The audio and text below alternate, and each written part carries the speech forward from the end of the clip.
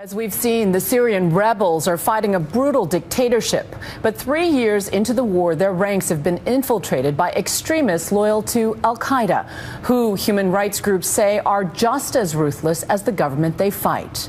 And so we turn now to stories sent us by Syrians living inside government-held territory, caught in the crossfire in the mountains above the city of Latakia. As the final notes of the call to prayer that marks each new day echoed through the mountain villages of the pro-government region of Latakia, extremist opposition fighters were secretly advancing. Funded by al-Qaeda-linked groups based outside Syria, it was a coordinated attack on civilians.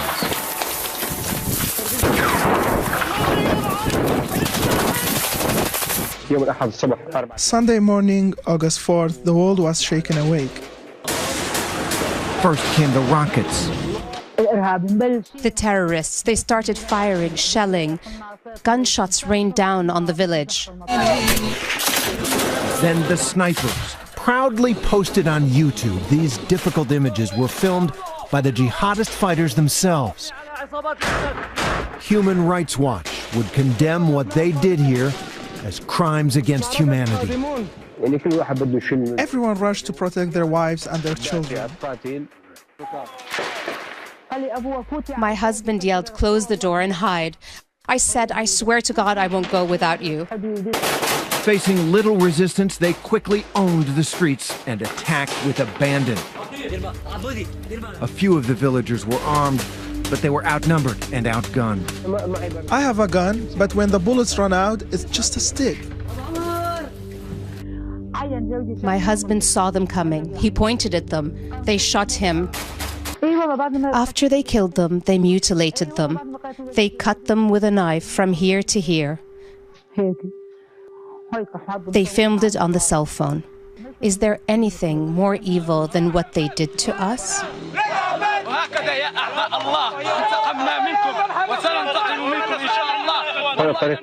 They blocked the street off so nobody could pass.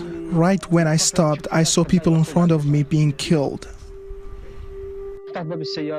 I got everybody out of the car. That was when my baby son was shot in the head. My husband, we couldn't carry him, we couldn't move him, me and my daughters. They dragged me along like a child who couldn't walk.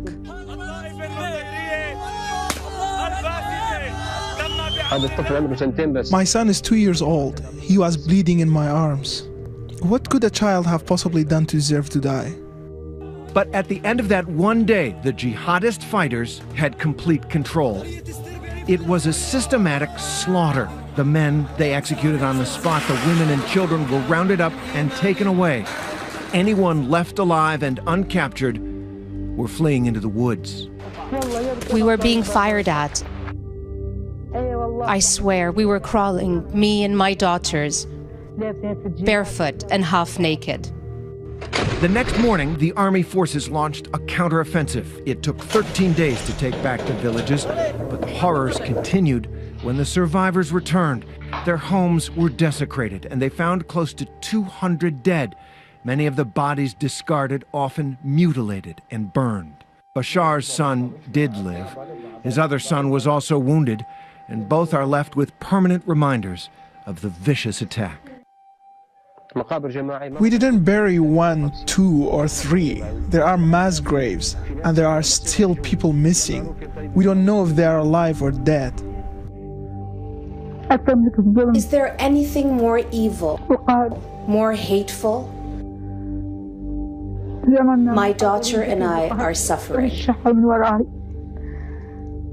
So many families in this conflict don't know what has happened to their loved ones. Are they dead, or have they been captured, becoming one of the thousands of people who have disappeared, leaving their families in an agonizing no man's land like this one? I always call. Sometimes they answer and then hang up.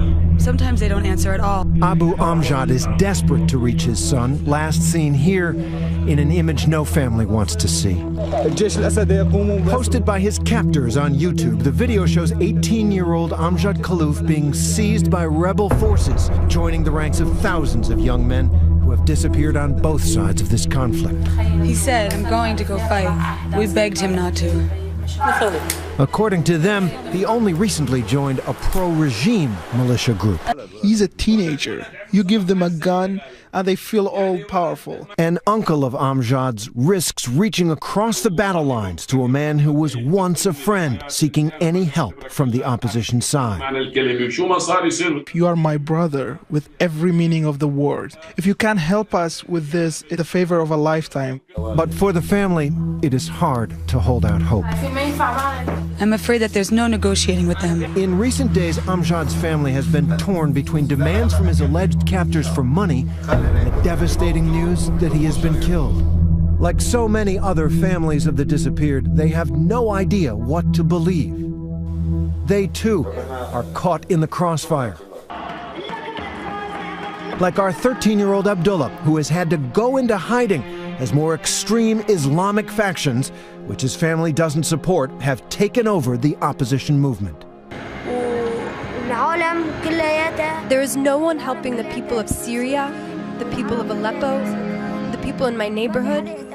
Every day we have to hide from the snipers and the bombs. And Abu Youssef, who, shot by a sniper, had recovered enough recently to revisit the scene of his attack. There's only that wall between me and the regime army. And Noor, who was also hurt in the conflict but continues to share scenes of the war with the world. It's a lost case on both sides. It's bad what happened to Syria here. But it's not gonna end soon.